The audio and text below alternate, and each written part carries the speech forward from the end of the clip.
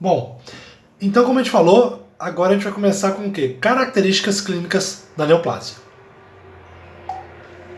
E as características clínicas dela nada mais é do que a gente ver o que está acontecendo com aquele meu paciente praticamente visualmente mesmo, né? Lógico que não vai ser só visualmente, mas vai ser o que a gente faz ali na clínica, tá? E são três aí principais, que é o quê? Efeitos locais, caquexia e síndrome paraneoplásica. O que são os efeitos locais? É tudo que está acontecendo naquele local onde a neoplasia está. Por exemplo, eu posso ter dor, eu posso ter hemorragia, ela pode estar comprimindo um vaso, dando isquemia, ela pode estar comprimindo um nervo, dando ali alguma alteração, ela pode estar no meu pâncreas, enfim.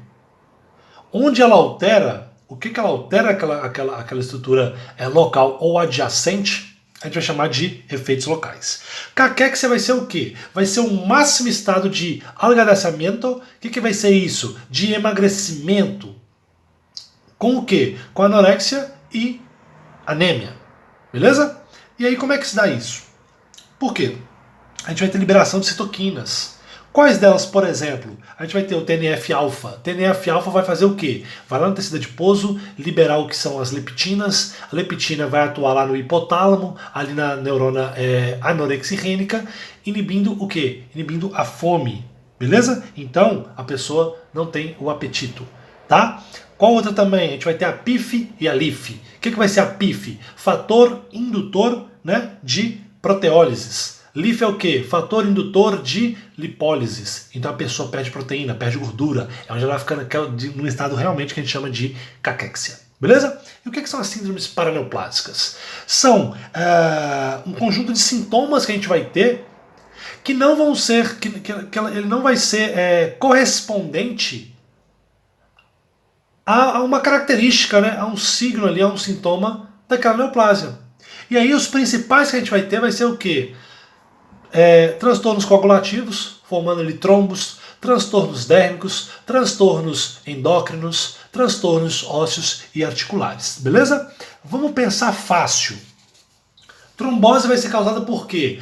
Com certeza, porque eu estou alterando meus fatores de coagulação, né? Eu estou deixando eles mais expressivos. Então, qual que é o exemplo que a gente vai ter ali? Da tromboplastina.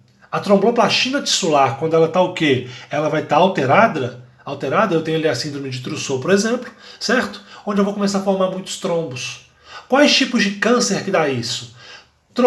Câncer pulmonar, câncer broncogênico, pulmonar não, perdão, câncer de pâncreas, câncer broncogênico, beleza? Qual o transtorno dérmico que a gente dá? A gente vai ter ali a acantose nigricans, que vão ser manchas nos pliegues, ali principalmente de queixo, coelho, beleza? Ó, coelho é foda, né? De queixo, de codo, beleza? A gente vai ter aquelas manchas mais escuras, tá ok? E quais câncer que dá? Câncer gástrico, câncer pulmonar. A gente vai ter as endocrinopatias, né, que vão ser os transtornos endócrinos. O principal que a gente tem que saber falar aqui é quando, por exemplo, num câncer pulmonar, ele vai induzir ali a suprarrenal, por exemplo, né, a produzir muito o que? ACTH, liberando então o que? Muito cortisol. Com isso, eu vou liberar muito cortisol, eu vou ter o que? A síndrome que a gente chama de síndrome de Cushing, causado pelo efeito do ACTH. Eu tenho, por exemplo, o aumento do PTH, né, levando ao que é uma hipercalcemia. O que dá isso? Câncer de mama, beleza? Eu também vou ter o que? Aumento de ADH, aumento de quê? De calcitonina, beleza? E por último, transtorno ósseo ou articular, né? É quando eu tenho o quê? Por exemplo, eu tenho um engrossamento e dolor nas minhas articulações, causado por quê? Câncer de pulmão. Tá na dúvida? Fala câncer de pulmão, que aí a chance de você acertar é bem maior, tá? Depois a gente vai para epidemiologia. Quando a gente fala de epidemiologia, a gente vai separar do que é maior incidência e dos casos que são morte, tá ok? Quando a gente fala de incidência, a gente vai falar aqui, vai dividir entre homens e mulheres. Para homens, a gente vai ter a própria deles, que é o que? A próstata. Para mulher, a própria dela, que é o que? Câncer de mama. Não é que câncer de mama só tem mulher não, tá? Mas vocês entenderam. Depois, a comum para todo mundo, que é o quê? Pulmonar. E depois da pulmonar é o quê? De cólon e de recto. Isso é de maior incidência. Quando a gente fala de morte, é só a gente inverter. A primeira vai ser de pulmão, a segunda vai ser de próstata e mama, a terceira, cólon e recto, tá ok? E quais são os fatores ambientais, né? Quais são os fatores aí que predispõem a uma neoplásia? A gente pode dizer aí, tabagismo, álcool, obesidade, dietas, consumo exposição a radiações, beleza? E aí, beleza. Já falamos de tudo, agora eu quero fazer o diagnóstico clínico, né? O diagnóstico analítico desse meu câncer, para poder falar qual que é. Como que eu vou fazer isso? Primeiro, eu preciso ter uma imagem. Ou visual mesmo que eu consegui ver, ou uma imagem de radiografia, tomografia, ressonância. Depois disso, eu vou fazer um estudo citopatológico. E através dele, eu vou usar meios para poder diagnosticar.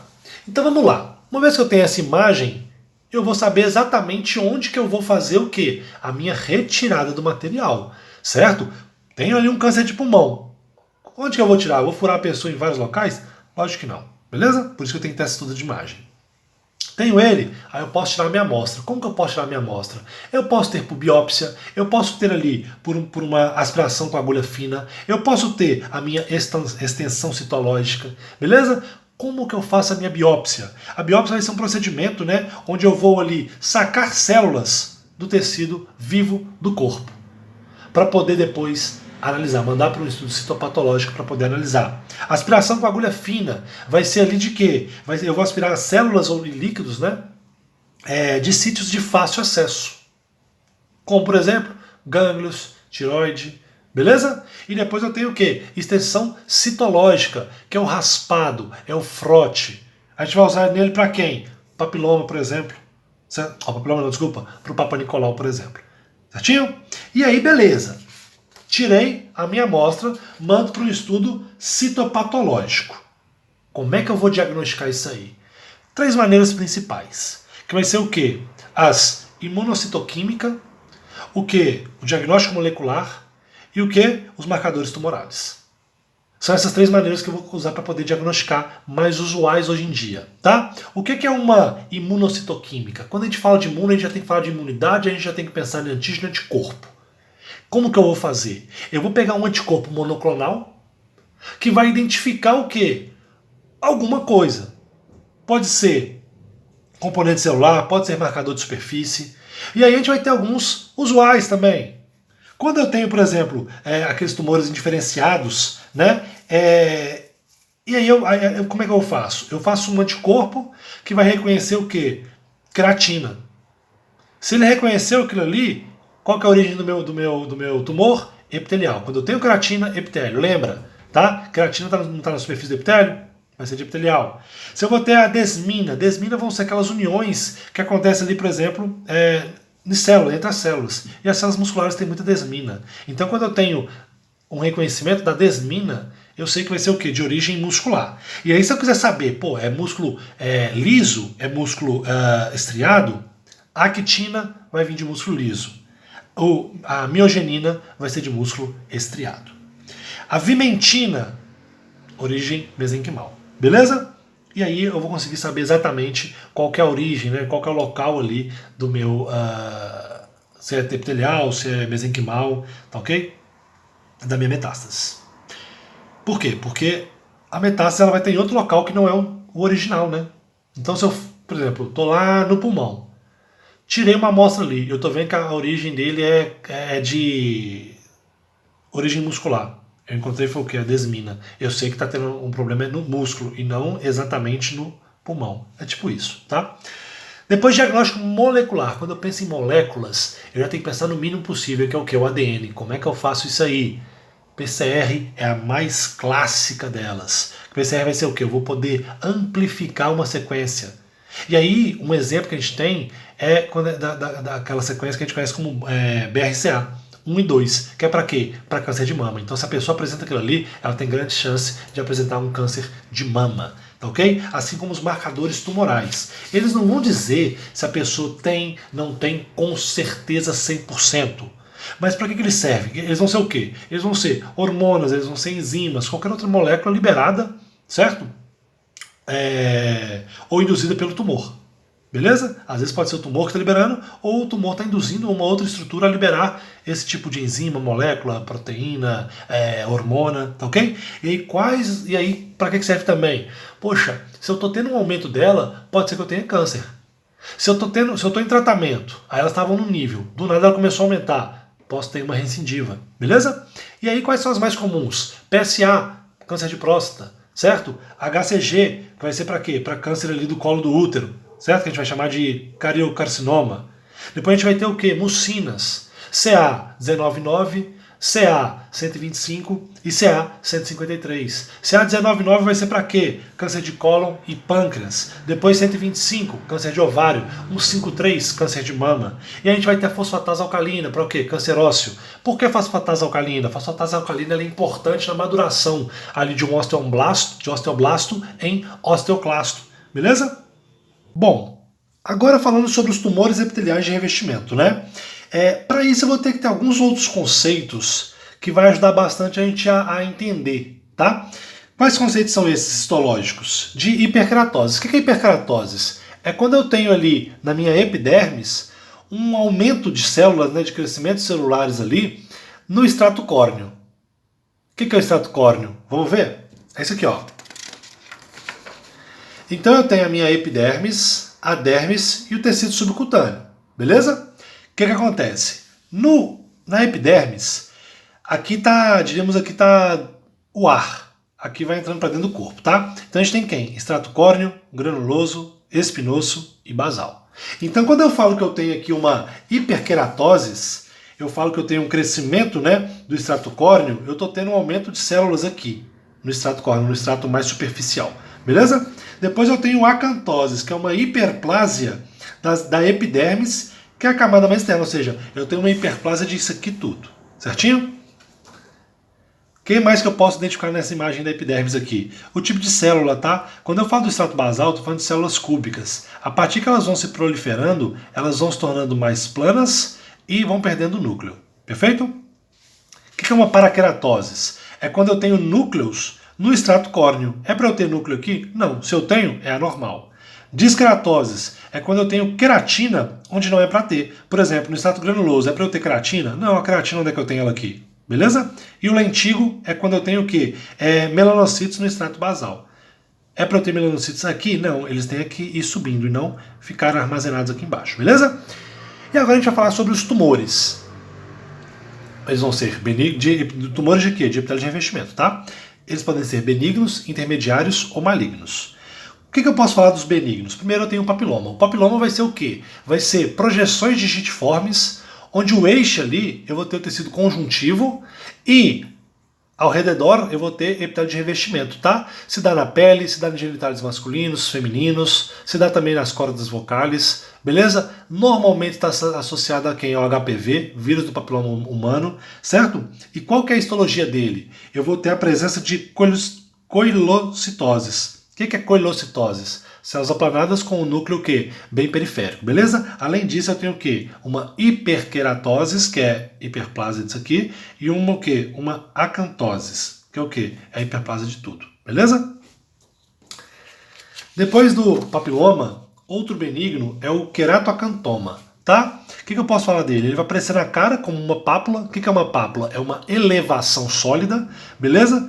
E de cor vermelha, e um tampão central de queratina. Ele vai crescer rápido, ele vai se